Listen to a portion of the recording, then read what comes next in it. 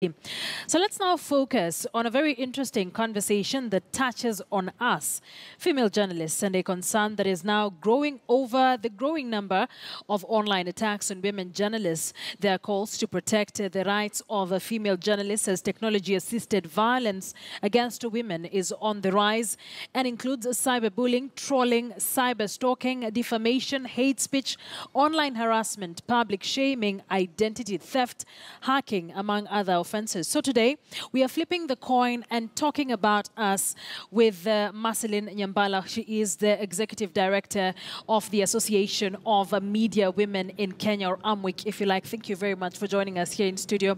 But before we even get into that conversation, I want us to take a look at the statistics from one of the studies that were conducted by AMWIC, quantitative studies on the digital security for women journalists in the country, to just get a feel of what really we are talking about. What are the numbers out there? So 75% of the journalists, the female journalists who were interviewed in this particular study, said they have indeed experienced online harassment in the course of their work.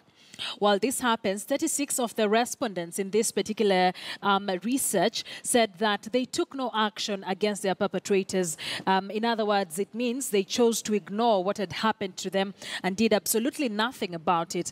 54% of those who were interviewed in this particular study said they had good knowledge of digital security tools and practices when asked to rate their knowledge on the digital security tools, while 29% of these said they only had workable knowledge of digital security tools and practices. Let's take a look at some of the most common forms of digital harassment against women journalists in the country, according to this particular study. They are hacking of their various accounts on social media, stalking on social media, of course, and away from the social media, and of course, threats that are being issued to many of them who responded.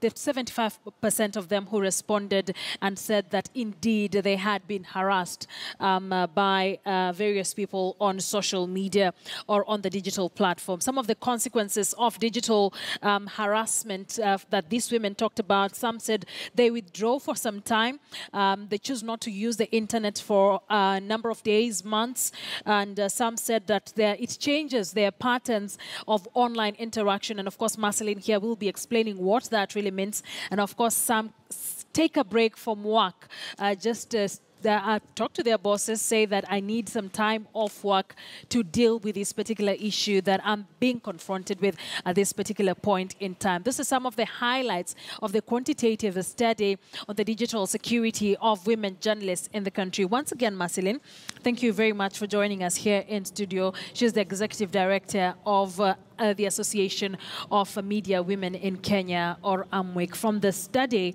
and the numbers that we get, this is a worrying trend.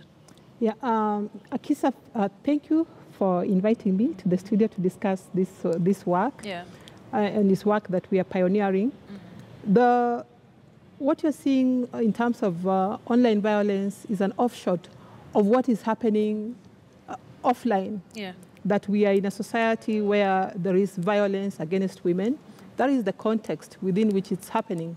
This is now technology-assisted violence against women, but we also have violence against women that takes place in our society. We have the statistics from our Kenya Demographic Health Survey that at least 47% of the women aged between 40 to 49 have faced some form of violence. But then now, why are women journalists? Women journalists, especially because they are visible, and they are people are able to get them, and because there are aspects about the digital platform that, unlike before, now I can get you through your own Facebook account, through your Twitter account. I can go there and shame you in a post that everybody else is able to read. And so for us and our partners, a number of partners that we have been working with, Dashawela Academy, Article 19, World Association of Christian Communicators, and Auto Mill Church, the aim is to build evidence of data that this is an issue that needs more attention, And there are attention at various levels. Attention with regard to us as women journalists, what is it that we must do in terms of our conduct online, as well as the security features that we can, the aspect that we can do to practice. Yeah. I was just talking to you and you mentioned that you have a fake account. Yes, I do. And so we have people who are stalked. So women journalists are stalked. Offline, you might have somebody who waits for you outside the newsroom. And it is not just women journalists. I think one of our colleagues here once told me that he finished reading news, and when he reached outside, there was somebody waiting for him. Yeah. So people are stalked. But then now a person is able to stalk you online. You have a fake account. And the fake account sometimes is an account that is perhaps talking about politics, or is talking about maybe just to shame you, overt sexual comments, or what you're experiencing, that somebody is using your account to solicit for money. Yes. They want to use your visibility, your fame, your professionalism to extort funds from other people, because they believe that if they approach somebody as a kisser, then what you have experienced is that some people are able to contact you from your alternative platform to tell you, or your real platform to tell you that, did you receive the money that I sent? So people are using it for different uses. Why is it more rampant for women? It's rampant for women because you are a woman journalist, and if you know, from our study, most of the women, a lot of the women who are being attacked are the more visible women, most of them anchors. And I'll mention a little bit of the work that we're currently doing, which is not yet complete. That this, we did a quantitative study, but we are doing another qualitative study. And within this qualitative study, we found 17 of the women journalists who had been attacked most. Most of them are television journalists, and it is because of your visibility and a number of other factors.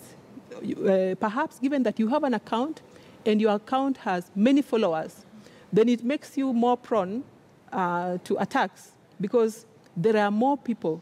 And you find that online space is similar to our society, that our society, we have people who will not have etiquette in how they conduct themselves. They will not have ethics. So the person will body shame you that, oh, you've added weight. And we get that a lot. Yeah, you've added weight. Today you're not looking good. And all forms of comments that are meant to shame you. But it's also because the society naturally have a difficulty with the women that occupy public spaces, the expectations. We ourselves, the society tries to structure itself in such a way that the male should occupy the public spaces and the women occupy the spaces that are not so public, and the men should be on top. I think you remember earlier, I think towards the end of the year or early in the year, at first the results seemed like the girls had topped. Yes. And there was a concern. And when it was proven that the boys are still leading, there was a certain level of comfort. So society wants to exist in a way that men remain more on top. But then also there is a difficulty, there is a challenge. The woman that is occupying that visible space, when people have a difficulty dealing with it, then it will manifest in different forms. But the evidence for us, the women journalists, it is not, the people who are visible include also politicians, celebrities. And for us in Kenya, we are in a culture whereby we have the entertainment news.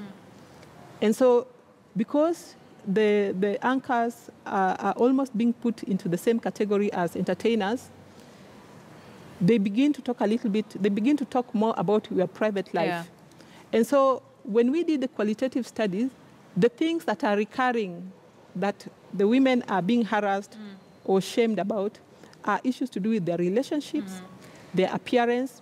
When you talk about your wealth, you publicly display your wealth, your car, your home, then some people attack you for that. What are we saying? Sometimes we bring this to ourselves by what we post online?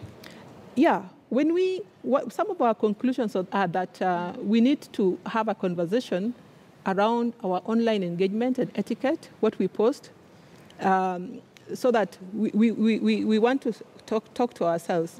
And I think, and not just us, but also our media houses. And I think some of your media houses have social media policies on how we should engage. Because there is sometimes a blur line between your professional life and your personal life. Yes. And you want to make a decision about how much do you want to share and how much of your professional life.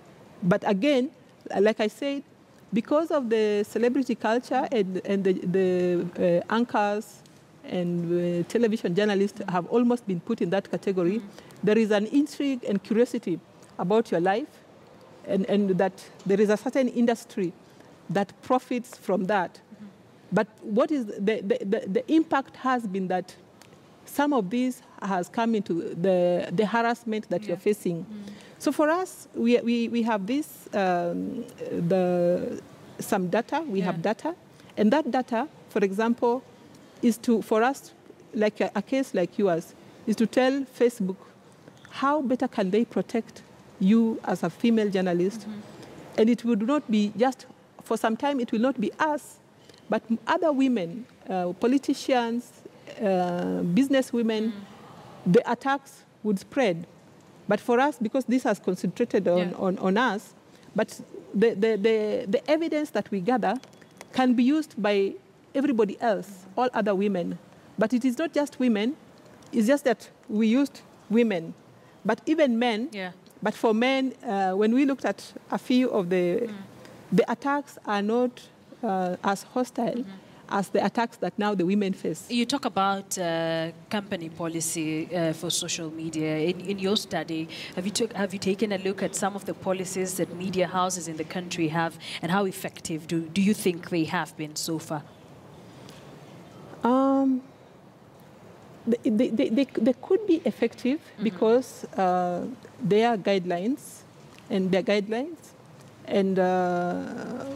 I think there are some of the people. It depends on eventually it depends on you as an individual. But I think they would add to practice what is a good practice of what you should post. They would add.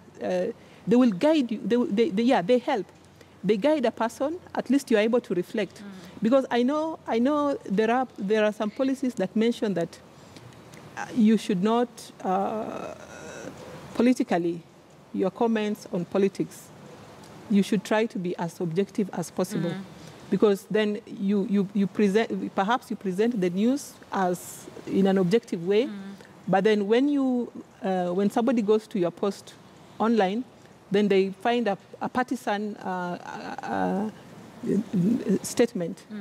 And then this is now perceived that then your objective news coverage is not really objective. Are you operating as a machine? But again, as journalists, of course, we need to have those conversations. Where is my, but I know that total objectivity is not possible. But again, we need to draw the line. Because again, we found that the women journalists, a lot of them were being attacked for expressing an opinion on political issues. That you say this maybe about peace, or you covered, like now the ladies who covered President Uhuru, Lulu Hassan, they were attacked, and your professionalism is attacked. That this is what we expected of you in your coverage. Okay, quickly, before we just wrap it up, so going forward, how do we tackle this very sensitive issue? Various people have a responsibility to tackle it. We ourselves, we need to sensitize ourselves on our conduct, reflect on it, reflect on what we want to achieve. I know I mentioned to you that they are marketing beauty contests that impact, that you want many followers, and so you want to post a variety of posts that people may be interested in. So we want to discuss amongst ourselves, because I may not be able to stand up and say, but we can reflect from evidence and say, this is how we should conduct ourselves.